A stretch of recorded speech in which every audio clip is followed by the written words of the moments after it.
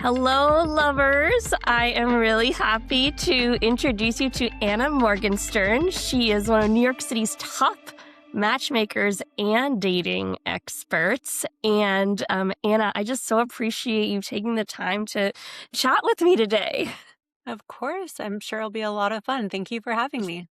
Yes, absolutely. So, as some of you can hear, I have almost lost my voice. I've been really sick this week. And also, I think partially having a cold has made me like really defeated about dating. So, I might solicit you for some encouragement on my way. But, Anna, just to start off, I'd love to hear how you got into this industry. It's such an unusual profession. And could you tell us a little bit about your story? Sure. Honestly, I didn't know matchmaking was even a real industry or a profession. I think I just saw it, the show on Bravo, and I was like, oh, like this is what matchmaking is. But I was always really passionate helping my friends with different dating advice. And I was just constantly connecting people, sometimes for friendships, sometimes for jobs. But a lot of times there were people that got together. And after, a number of years, I noticed a lot of my friends around me started getting married to people I'd set them up with or had a hand to play it some way or another. And one friend in particular, she's like, "You clearly are very passionate about this. Have you ever thought of, joining the dating industry?" I didn't honestly did not know it was a dating and there even was a dating industry. This was 2017 before it was this like $1 billion industry that it is now.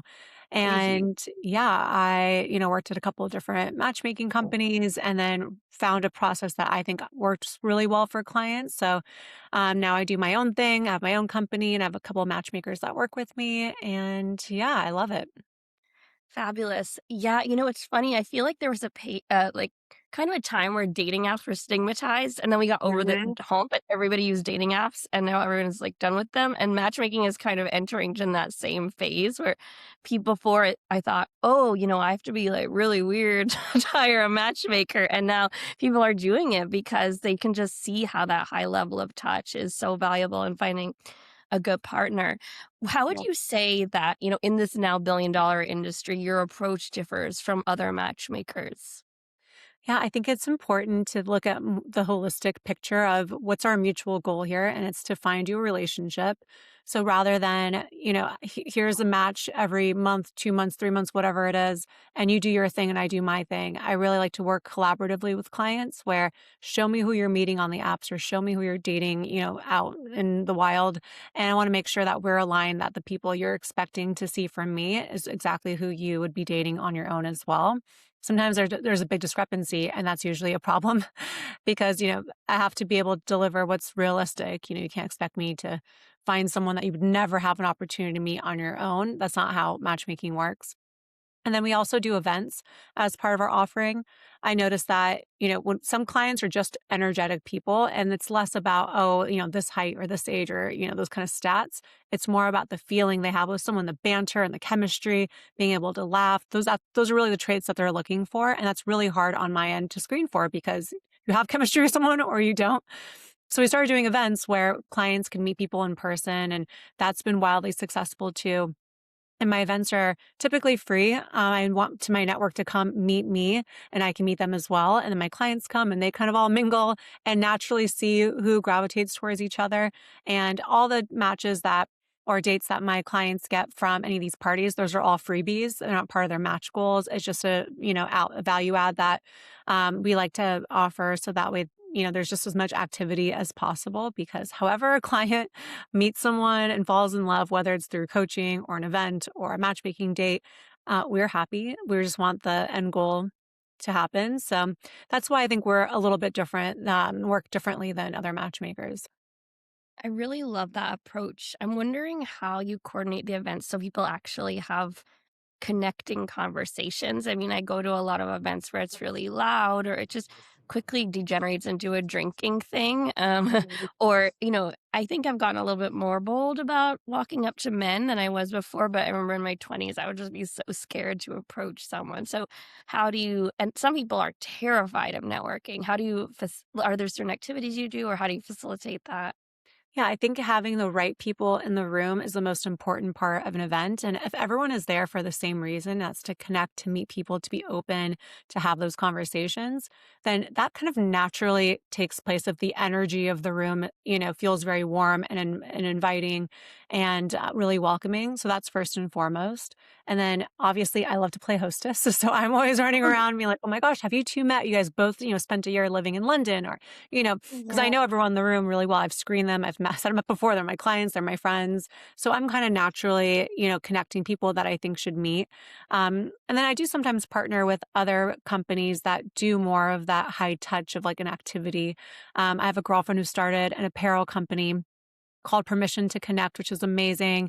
Their whole thing is they're trying to give people the green light to say hi in public. So we partnered for an event in January last month, and they had really cute little conversation starters where it says "You're effing adorable," and you can give someone your IG or phone number, and you can hand it out to people. So that was really cute.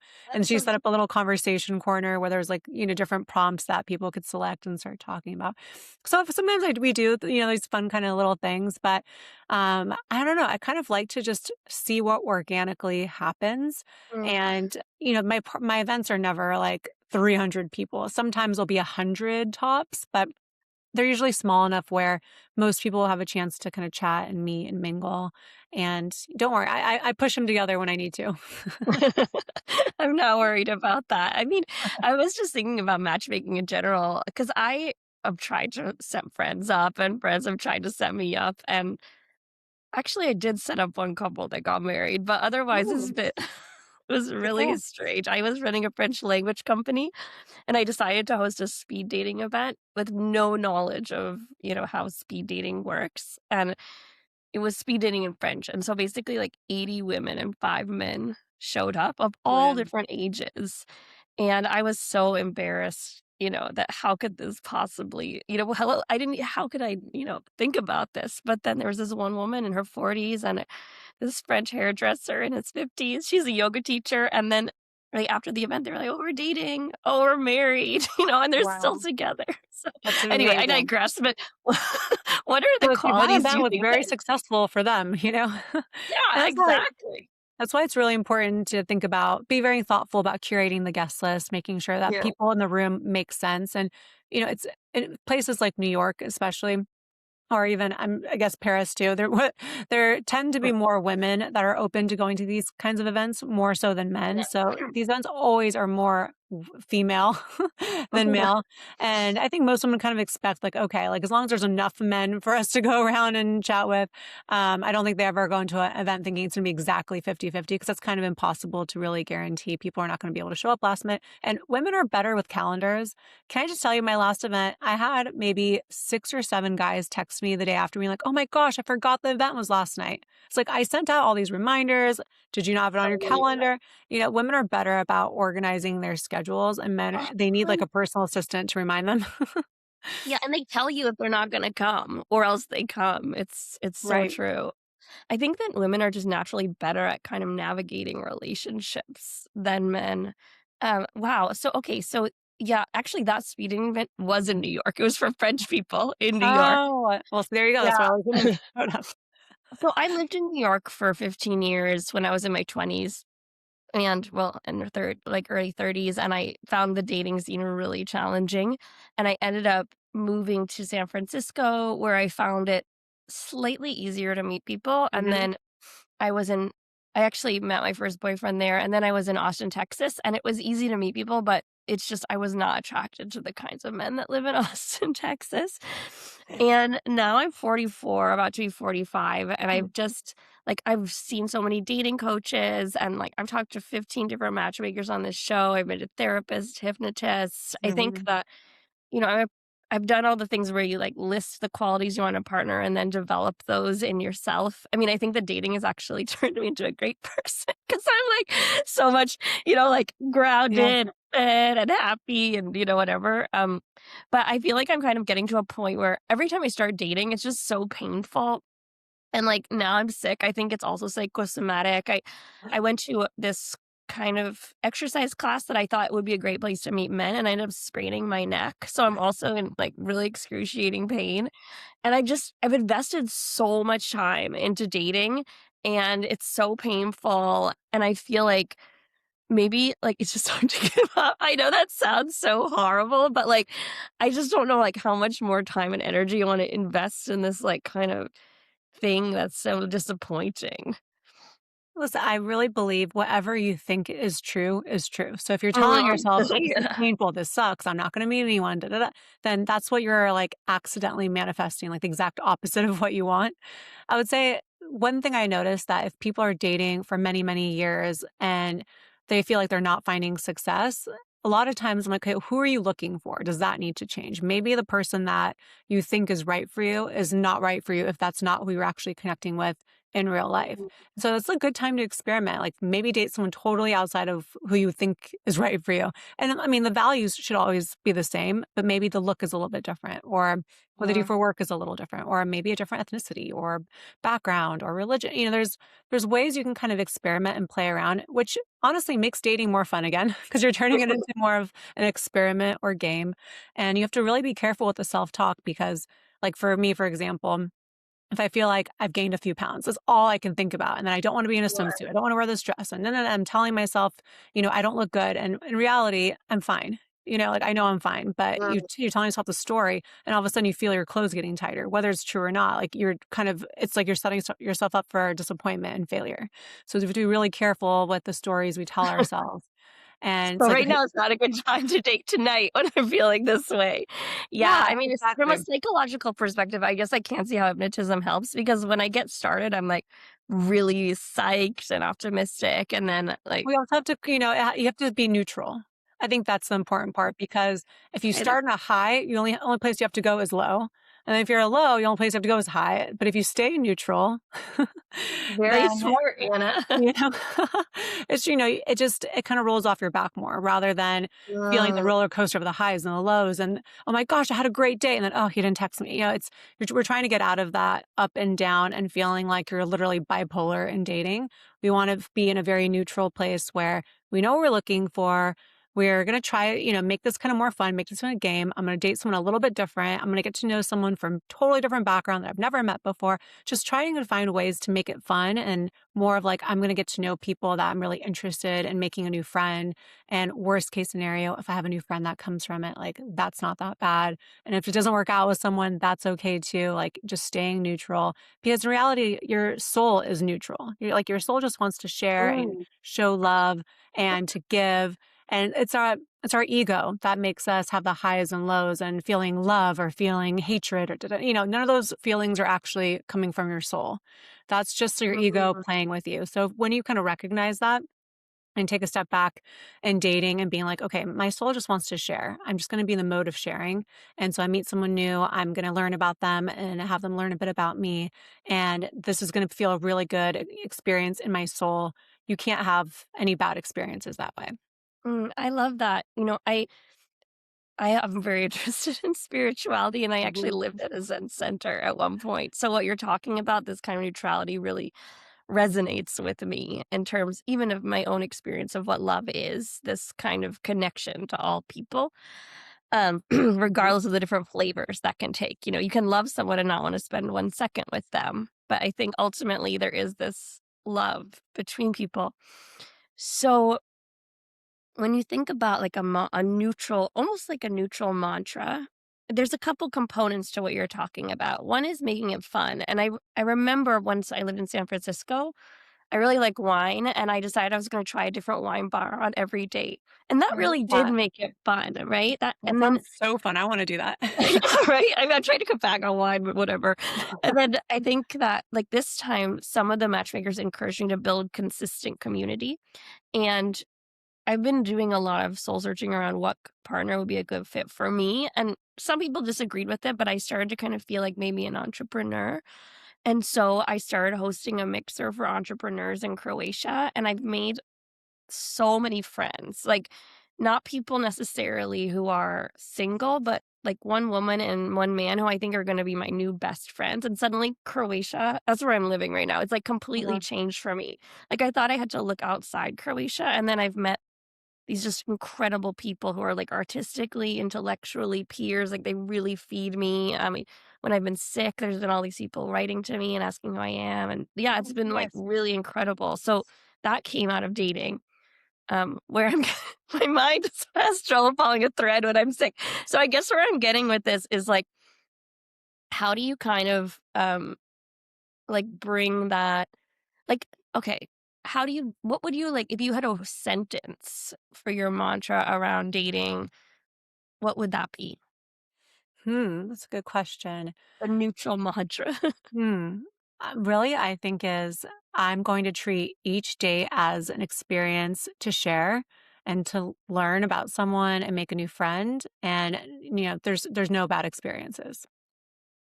I love that. So it's like you kind of have to find the good in dating, which is what's really Yeah. happening in the present moment. Because I think what makes it so painful is it feels like I'm doing this for the future. I'm not doing this for now. But in fact, I mean, I've met so many different careers that I never would have met if I had Me too.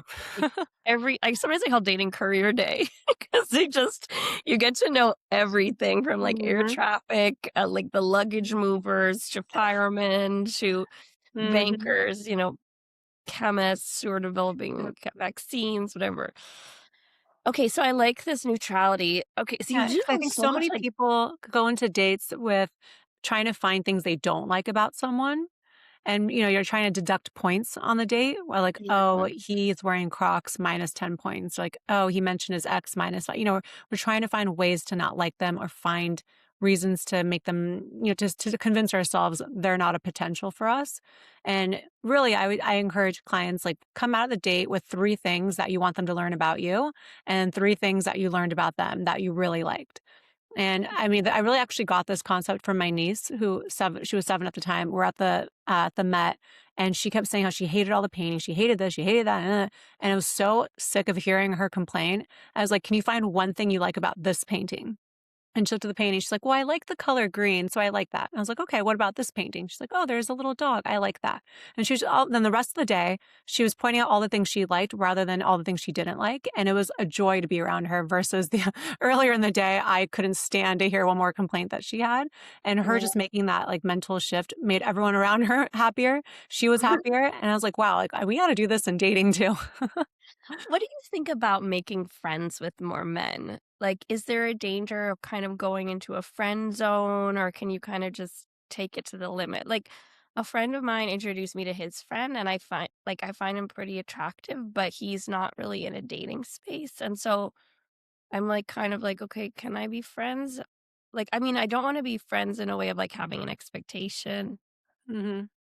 So, Well, I mean, if a guy likes you, he's gonna let that be known. So, yeah, I would always take it as this guy's off the table, so that way you're yeah. not sitting in this, like, will he, won't he, like, Mm, you don't ever wanna be in a gray space with someone because that's gonna be not good for you psychologically and emotionally, and, yeah. like, your mental health is gonna suffer if you're gonna be around this person and you have a crush on him and he's not doing it, and you're like, "Well, maybe, da, da, da," and you're waiting around. You don't wanna be in that space. If he hasn't made a move, then I would just say, like, "Okay, he's not interested." But, like, do I like him as a person and I wanna have a friendship with him? And if the answer is yes, then you have to kinda completely take that off the table for yourself. And listen, maybe something will develop in it, 6 months, a year, or whatever it could be. But typically, if a guy is interested, he's gonna make some kind of move, whether he had a recent breakup or something happened in his family or work or whatever. Those are all kind of excuses. But you have to be the one that, like, Yeah. decides, can you move forward with the friendship truly and without expecting anything, or, like, being creepy and trying to get him drunk and seeing what happens, um, or, it's gonna be too Dropping a difficult. roofie in his drink or I'm just kidding, but, the um new wave of feminism.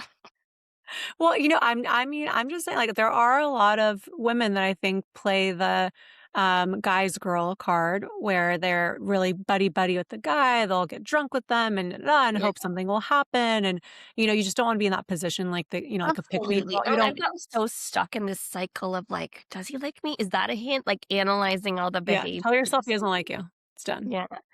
No, but I mean, I feel like there is on the other side, I mean, I know at least 2 people, like my friend, she was best friends with this guy for years, and she had no idea that he was madly in love with her I until, think it like, can he work told a that friend. way. Yeah, I think if the Yeah, guy's always had interest in the woman, I think that could happen, but when it's the other way around, I don't think that happens as often. If the woman's the one mm, that's always kinda wanted yeah. something, the guy's always been like, "No, I'm not attracted And to why you." do you want that for yourself? It's just sad. It feels Yeah, I mean, sad do you on really your wanna part. wait 3 more years for this guy to come around? No, definitely Yeah, not worth it. Definitely not exactly. worth it. How do you go about identifying who would be a good fit for you as a person? I mean, first and foremost is, like you said, like the list that you make, like knowing who are you, like Mhm. what makes you you. And when I tell clients and friends and people that listen to me to do a list, I say like put a line down the middle, and one side is about you, and the other side's about them, and you break it up with mind, body, and soul. And it's like, what are you watching? What are you reading? What are you learning about? What's your like what are you thinking? And everything involving the mind, how you're taking care of your body. That includes like, are you abusing substances? Are you, really living a healthy lifestyle? Are you like constantly saying how much you hate your body? Like all that stuff is really important. And then soul, like what are you really doing that gives you, purpose in this world and makes you have, high self-esteem and confidence. And on the other side, what do you want in that partner? And then, making sure, like you said, that you become the person that you want to be. And then also like removing the things that are blocking that.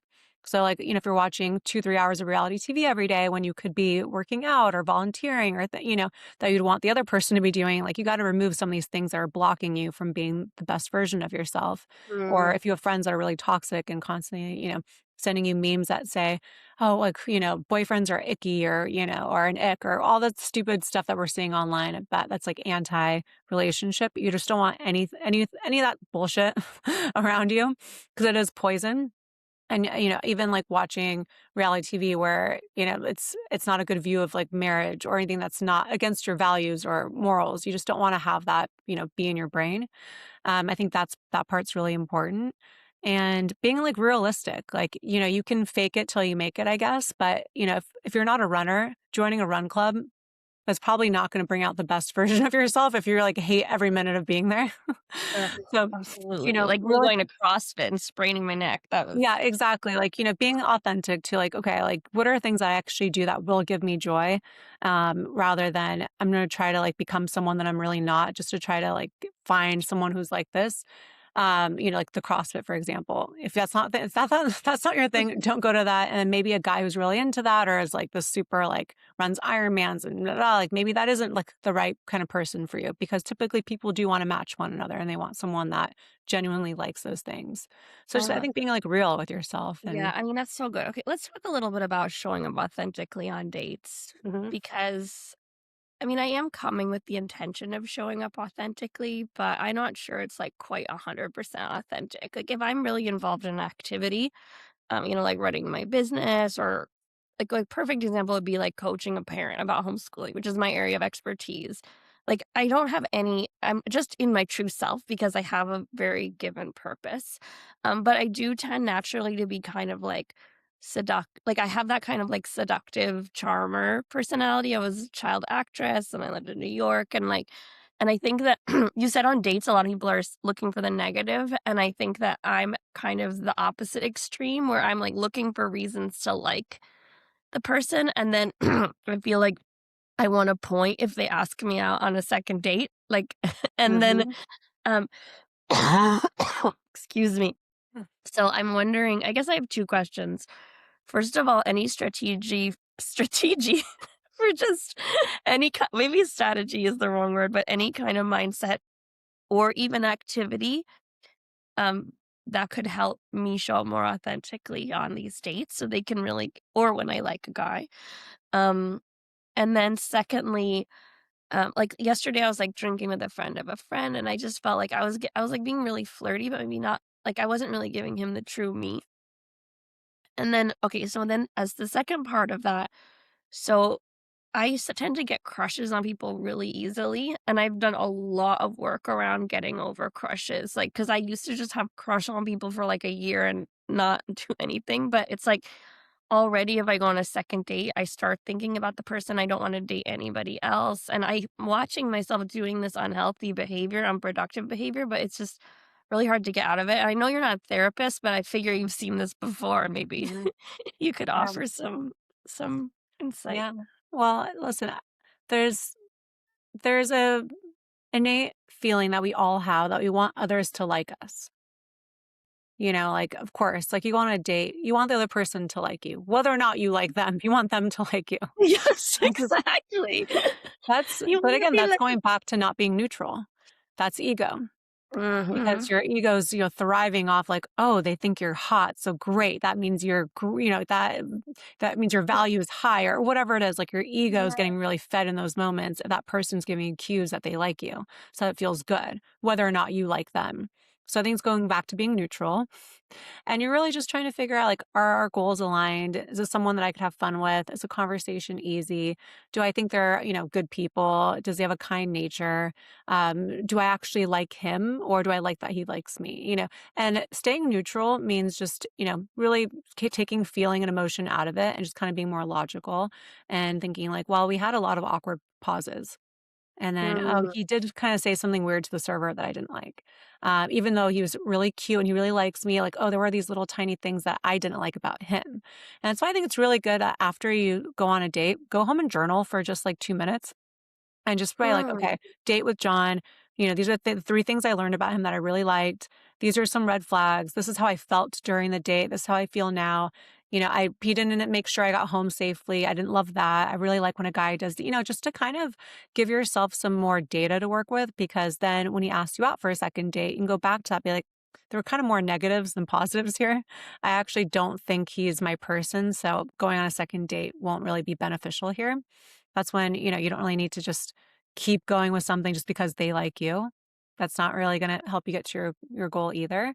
So I think staying neutral, doing a little journaling, figuring out like, okay, what did I actually like? What was the actual experience? Because sometimes we romanticize people, especially if it's been, like 3 days since our date and our next second date's coming up. We're like, oh, we're so excited. But, if you don't have anything to look back on, be like, oh, wait, I didn't like that he did these couple of things. This didn't really feel good.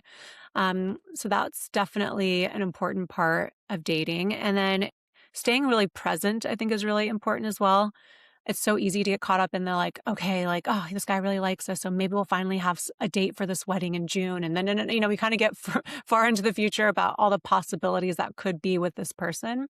And that's really dangerous too, because if it doesn't move forward with that particular person, it's going to feel like a huge breakup rather than what it really was is like one date that didn't work out, which you should be very neutral about. And that shouldn't affect you so much emotionally. But if you're very invested emotionally, it's going to feel like a huge breakup if you already planned, the rest of the year with him.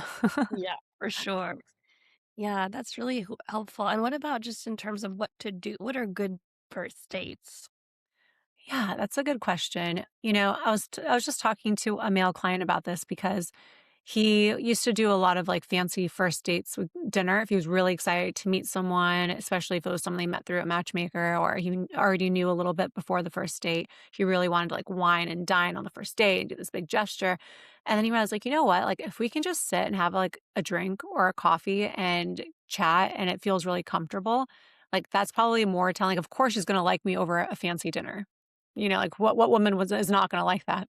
Like, but really, I wanna know if she likes me rather than the lifestyle that she can get with me. And so I think, having a first date be more simple, um, like a simple, like, glass of wine, maybe a little charcuterie, that's nice. Somewhere you can like actually, sit next to each other and chat a bit and feels more comfortable. And then I also really like an activity date. I think it's fun to share a bit about yourself that you really enjoy doing, especially if you're not drinking alcohol. Like non-drinking dates can feel a little awkward, especially if you have to order something. Like even if it's like a soda, a lemonade, a non-alcoholic beer, like you have to order something of monetary value. You can't just sit there with like a glass of water. That's awkward. But if there's no alcohol involved, like it's a good opportunity to bring a game that you love playing. Like I used to always come with a deck of cards because I loved playing Rummy 500 and I'd always teach my date how to play and we'd start, getting competitive. We'd make little bets and it'd be just a really fun way to kind of be playful and get out of the like, job interview of a first date. So if there's anything that you really enjoy doing, like a backgammon or, um, you know, chess, whatever it is. It's kind of fun to make that part of the experience. Or if there's like, like I also really love a mentalist or a magician. And if I saw that there's, like, oh, yes, there's a mentalist like performing, da da da, like I would just like throw things out there. Like I didn't really feel like there's any necessarily rules or boundaries. Because I'd rather have a fun experience on the date. Like I don't really need to have another drink. Yeah, for sure. So one of the negative beliefs I have is that there aren't enough men out there, that, there's so many intelligent, self-aware, physically fit, beautiful women who are looking for life partners. And then there's just like, maybe 25% of men who are, like already so avoidant, and like there's just so few men who want that. And especially as you get older. Would you just agree with that? Or, how do you kinda yeah, because I think that would help me to say, "Okay, there are enough men out there when I'm going on these dates," because it won't make me feel like, "Oh, I better find things I like about him because the options are slim." Yeah, I mean, what a powerful tool you can do is just whatever city that you live in, just Google the population of the amount of single men that are whatever your age range is, like 30 to 50 in your city. That are, I don't know if you That's can do it nice. by, yeah, yeah, you can. Like, I just did it for New York. I mean, there's like a million single men in New York that are like in Mm, that age range. So shouldn't be, like you can snag one of them. Like it's not that difficult. So I think just actually knowing the numbers in your city is powerful. So that way you can say, okay, this is the number that we're working with. So there's obviously people here. But if there's only, 200,000, okay, like that's still a lot of people, but not as many as New York. So, okay, maybe having that filter of him being, minimum 6 feet tall, maybe I can go down to 5'8", and that'll open up a lot more people. So just having the numbers and the data and the facts to work with, I think is really powerful. So you're not just making up, stories in your head that aren't based in facts, being like, there's only 25% men that want relationships. Like you made that up. That's not doesn't come from any fact. Right. yeah, yeah, I So, mean, I read books about it, but whatever. I mean, there's still plenty of fish in the sea. yeah, Do you you just think need one at the end of yeah. the day. I noticed that you do match women, and it seems like there's this kind of divide in matchmakers where they say, "Oh my gosh, women are so hard to match. I only match men, but I do dating coaching for women." Mhm. Would you agree that for women, dating coaching is a better approach? Or what do you think is, if you don't agree, like what's stopping those other matchmakers from matching women? I do agree that women can benefit from coaching, but I also think men can benefit from coaching as well. But I think for women, what I've noticed is that realistically, who they think they should be with is more difficult to match than if they were more open on a couple of things. Because listen, like when I was 28, I was dating the like 6'4", hot, finance, da da da da da, that like worshipped me. Like we all had like more opportunities when we were younger. As we get older, like those guys that we were could have dated or married then, they married other people. And so our, that pool has changed. And now, if you're in your later 30s, 10 years later, who you are attracted to and who you are going to end up with has to be different. And if you're still dating the same mindset as when you were 28, you're going to be, humbly, shown that it's not going to look exactly the same as the opportunities you had then. And it's a humbling experience for all of Yeah. us women. Yeah. Like I lived it too. And that's why I do a lot of coaching from that mindset, because if you're still expecting this like white knight to come save you and, you take on all your financial issues and it's going to house you and clothe you and do all these things and you're going to be saved, that's just not reality. That's not what's going to happen. And you don't want that to happen either. Like, why did you get the MBA if you just want some guy to come in and save you? If you're really looking for true partnership and you want a relationship that feels like egalitarian where you're not, submissive to your husband, which most women at, late 30s have built these amazing careers. They do want to be an equal partner, have equal say in the relationship. And so, a lot of women don't want to be with anyone that makes less than them. But if you make 500,000 a year and he makes 350,000 a year, is that really a huge problem? And it's, you're not going to have a happy long marriage because you're together, you're making almost 1 million a year. You have to really think like the big picture and Yeah, not sure. X people out based on things that don't really make sense for long-term happiness or marriage Yeah. success. it's funny because my younger friends are so much more superficial than me. Like, Yeah, I because showed a they picture can with be. my They can afford to be. but I mean, like, they'll be like, "But he's bald," and I'm like, "How do you expect me find a man who has hair at this point in my life? I don't think so." Yeah. Well, But yeah, it maybe they doesn't can matter, afford to. I if you mean, I don't know. I think it's also about like how much your brain is developed that you're, kind of looking for these superficial things. well, because you have more opportunities when you're younger. You can be superficial. You can That's be true.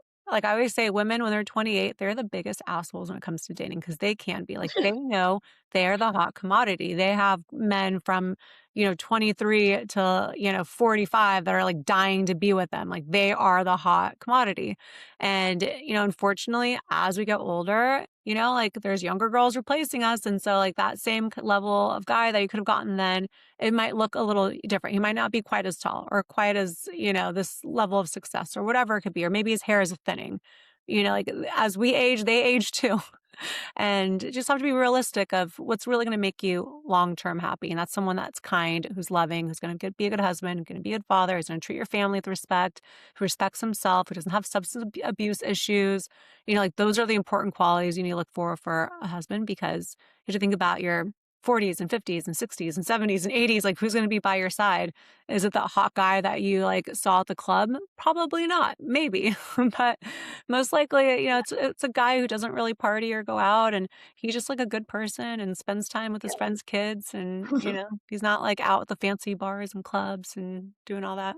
Exactly, exactly. And just a little word of encouragement to those women is I definitely think that compared to when I was 28, like men find me much more attractive now. I'm just so much more.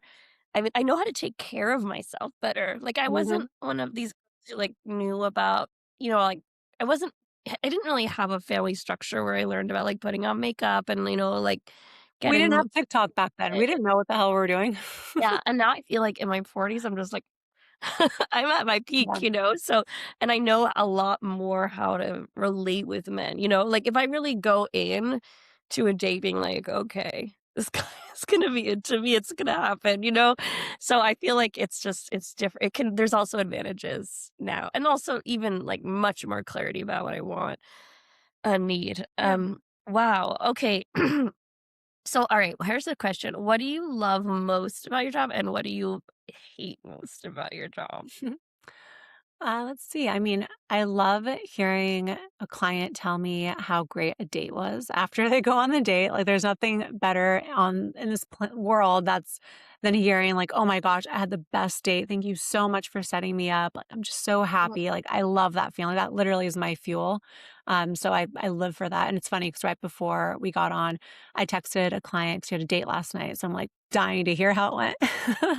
I'll let you know afterwards.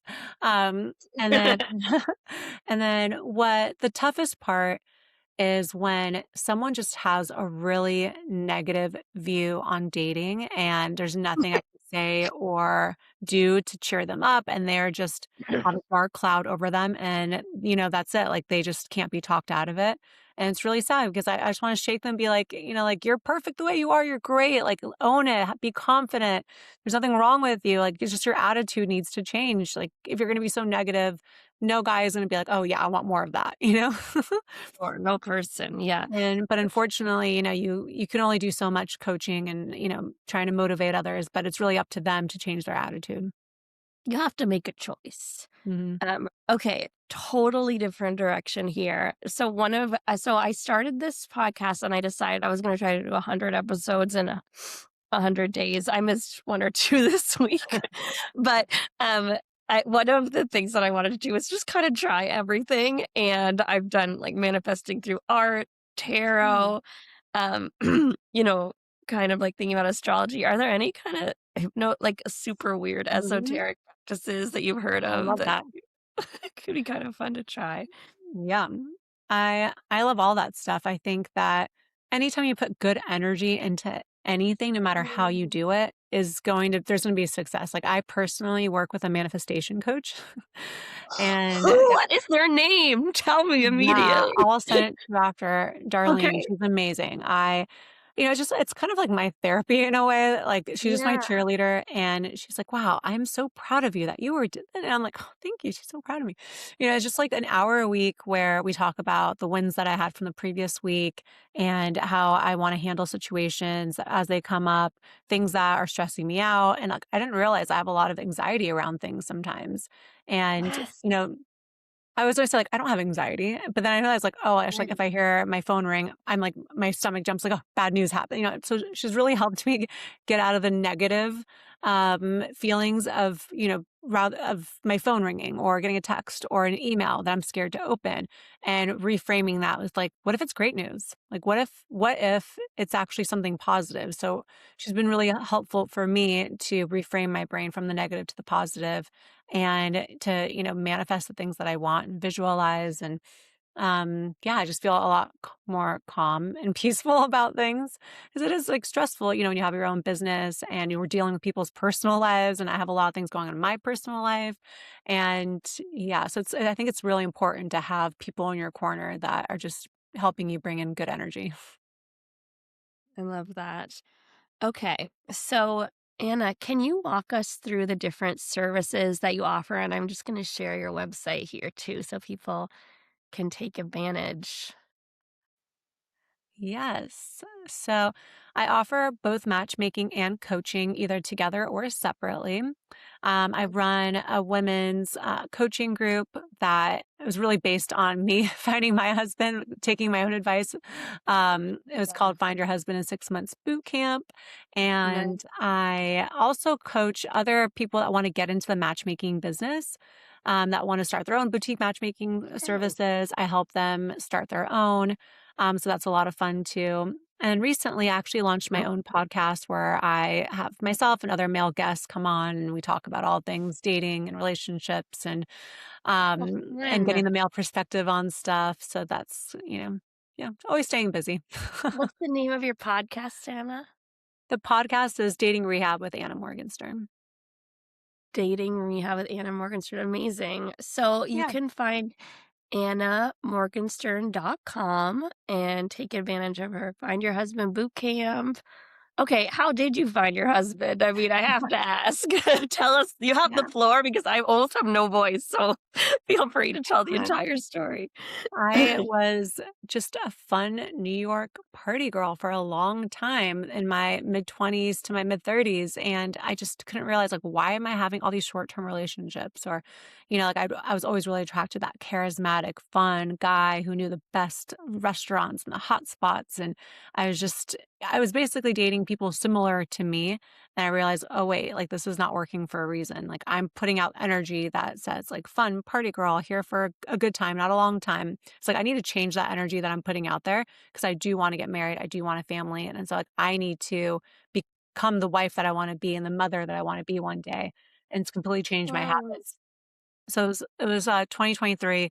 That summer, I took drinking off the table because I realized, like, I was connecting with guys very easily over a glass of wine, a drink, but again, like, I could make anyone like me, but I didn't actually like them, and I was getting on 3rd, 4th dates with guys that I really didn't like that at all, but I had fun drinking with. They took me on nice dates, so it was fun, but I didn't actually like them, and I was like, What how did I get here? What am I doing?" So I took alcohol off the table, and I Mm. started I've doing a been lot there. of work, like, listening to podcasts on like health and wellness and going along walks and stopped going to parties. Honestly, they were less fun when I wasn't drinking and seeing my friends being, like idiots drinking. I was like, oh, this is what I must have looked like when I was joining them.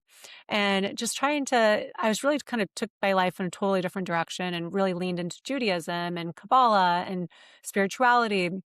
And then, I mean, of course, I had a test from the universe. I met a guy who I thought was, like, amazing, but he was, like, not only drinking, but he's going to Burning Man, all these things, didn't believe in monogamy, and I knew better, but of course, I liked him, and he broke up with me to go to Burning Man. I was like, "Okay, not okay, no more tests, I'm done."